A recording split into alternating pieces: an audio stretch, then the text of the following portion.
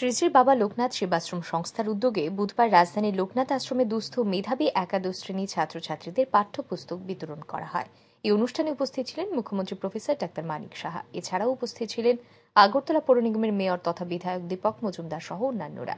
এই অনুষ্ঠানে বক্তব্য রাখতে গিয়ে মুখ্যমন্ত্রী বলেন, শিক্ষা না থাকলে পরে উৎকৃষ্ট মানের রাজ্য গঠন কোনোদিনই সম্ভব নয়।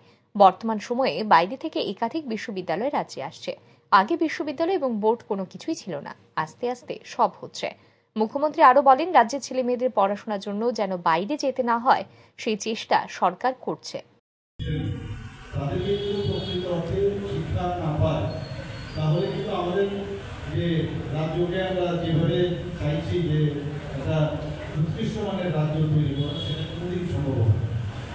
এখানে আজকে ত্রিপুরাতে আমরা বিভিন্ন যে বিশ্ববিদ্যালয় বাইরে থেকে এখন আসছে, তো আগে এখানে বিশ্ববিদ্যালয় আমরা ক্যালকাটা ইউনিভার্সিটি, আমাদের ইউনিভার্সিটি ছিলই, আমরা ক্যালকাটা ইউনিভার্সিটির মধ্যে আন্দোলন ছিল, আমাদের ইভেন বোর্ডও ছিল, West Bengal board of secondary education. এখন আজকে আমাদের সব হয়েছে, বিভিন্ন যেসব আমাদের সেন্ট্রাল ইউনিভার্সিটি হয়েছে, আমাদের এখানে ফরেন্সিক ইউনিভার্সিটি সেন্ট্রাল সেটাও হয়েছে, এখানে ন্যাশনাল ল ইউনিভার্সিটি হয়েছে, স্টেট ইউনিভার্সিটি হয়েছে, উইমেন্স কলেজ সম্পর্কে এখানে অধ্যাপিকা মহোদয় এখানে উপস্থিত আছেন, প্রিন্সিপাল মহোদয় উপস্থিত আছেন। অলরেডি আমরা ডিসিশন নিয়েছি সেটাকে কীভাবে ইউনিভার্সিটি করা যায়।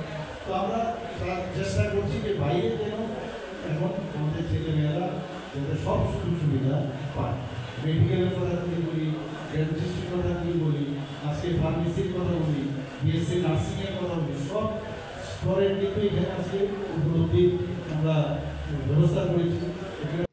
এদিন সাংবাদিকদের মুখোমুখি হয়ে বাঙালি ও বাংলা ভাষা নিয়ে দেশব্যাপী সৃষ্ট বিতর্ক সম্পর্কে মুখ্যমন্ত্রী জানান, বিষয়টি প্রধানত বলা এবং বোঝার সমস্যা। তিনি স্পষ্ট ভাষায় বলেন, বাঙালিও থাকবে, বাংলা ভাষাও থাকবে। বিষয়টি নিয়ে অযথা জল খোলার চেষ্টা হচ্ছে। বিষয়টি নিয়ে কিছু না বলাই ভালো বলে মুখ্যমন্ত্রী অভিমত। এখন এটা বলার সমস্যা এবং বোঝারও সমস্যা, বাঙালিও থাকবে, বাংলাও থাকবে। কাজেই এটা আমার মনে হয় এটা নিয়েও মানে যখনই কিছু একটা কথা হয় তখনই এটাকে নিয়ে একটা নানাভাবে চেষ্টা করা হয় যে এটা মানে যাতে জল ঘোলা করা যায়। আমি মনে করি এগুলো নিয়ে অযথা কিছু না বললেই ভালো, এবং আমরা আমাদের জায়গায় আছি, কোনো সমস্যা নেই। এদিন মঙ্গলবার রাতের বিশ্রামগঞ্জের পরিস্থিতি নিয়েও প্রতিক্রিয়া ব্যক্ত করেন মুখ্যমন্ত্রী। তিনি বলেন, ঘটনা থাকবেই, কিন্তু একে ট্যাকেল করা হচ্ছে কিনা সেটাই মূল বিষয়। তিনি আরো জানান, সরকার এত ভালো কাজ করছে, রাজ্যে এত শান্তিপূর্ণ পরিবেশ বজায় রয়েছে, এর মধ্যে দু একটি ঘটনাকে দিয়ে সামগ্রিক ত্রিপুরার অবস্থা নির্ণয় করা যায় না। ব্যুরো রিপোর্ট, আর ই নিউজ।